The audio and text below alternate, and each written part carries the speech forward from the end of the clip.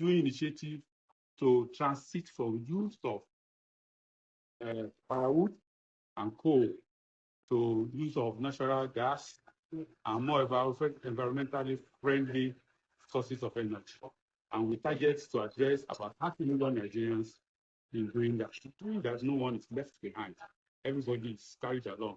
There is what we call energy, so that at the end of the day, every Nigerian, irrespective of their socio-economic class, is carried along this plan.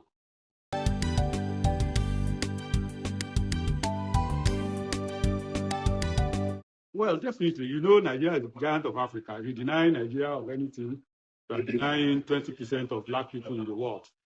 So there's no way anything will come to Africa and Nigeria will not have its fair share of it. The negotiations on how to access those funds is still ongoing.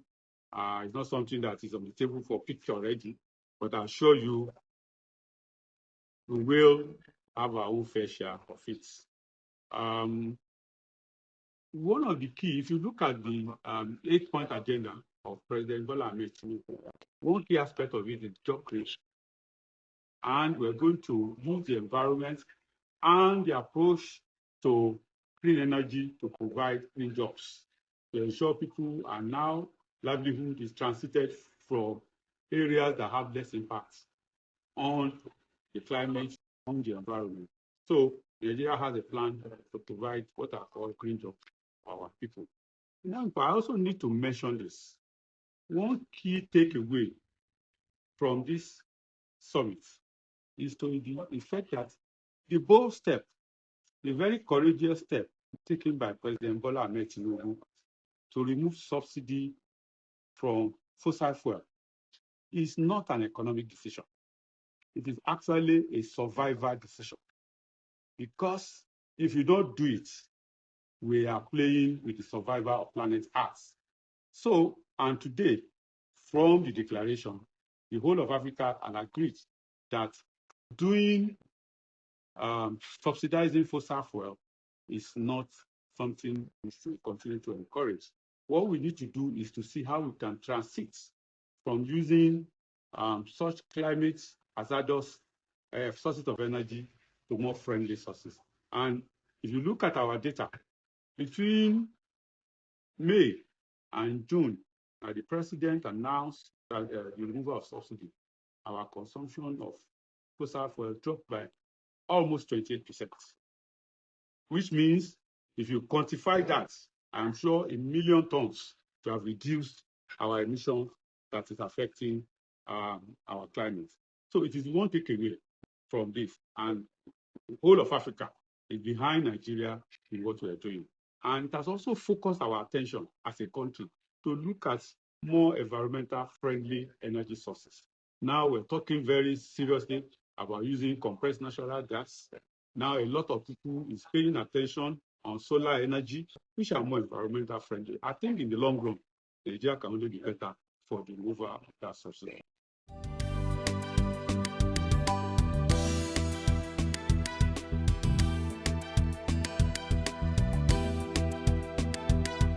Well, I must confess to you that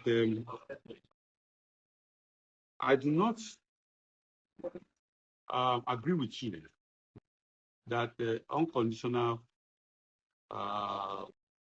pledges means that Nigeria will do it all alone. Because if you look at the challenge that we face with climate change, it is not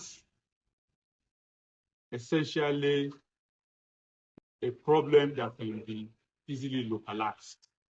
And if you look at the contribution that nations across the world make to those challenges, you see that whereas the developed nations of the world are the ones making the higher contribution to that changes our climate that results in all those disasters.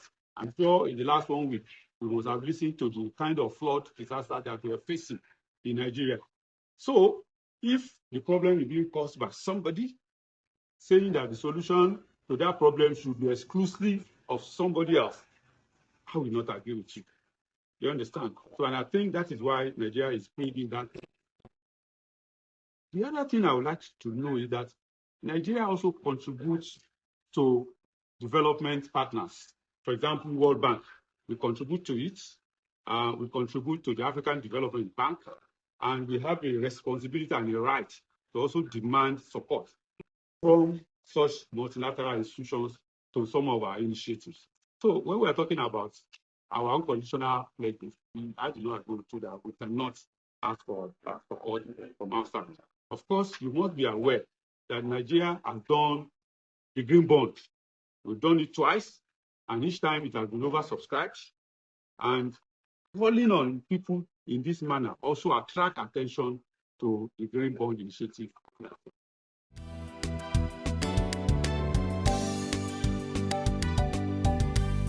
I want to assure you that Nigeria is taking its rightful position with leading role in Africa, including on issues of climate change. Earlier this morning, I was at a meeting which was talking about methane emission, and I brought it to the fore that in the whole of Africa, it was Nigeria that first made commitments to that declaration, and we're doing that in many folds.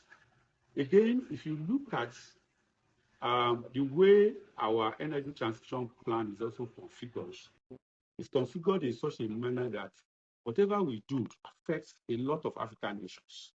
And I want to assure you that in that respect, we're taking in ensuring that the issue. However, I must let you know that the issue of climate change is not a sprint, it's a marathon. It's not something that we're going to do overnight. It requires consistency and continuity, and Nigeria is committed to doing that. Investigations, special reports, analysis, and breaking news. Premium Times, the leading multimedia news platform, brings to you every minute stories that helps you make informed decisions and hold public officials, individuals, and organizations accountable. We have cartoons, videos, podcasts, and other interesting content for your delight. For timely update on politics, entertainment, sport, and business, visit our website on www.premiumtimesng.com and follow us on all our social media platforms. Don't miss out.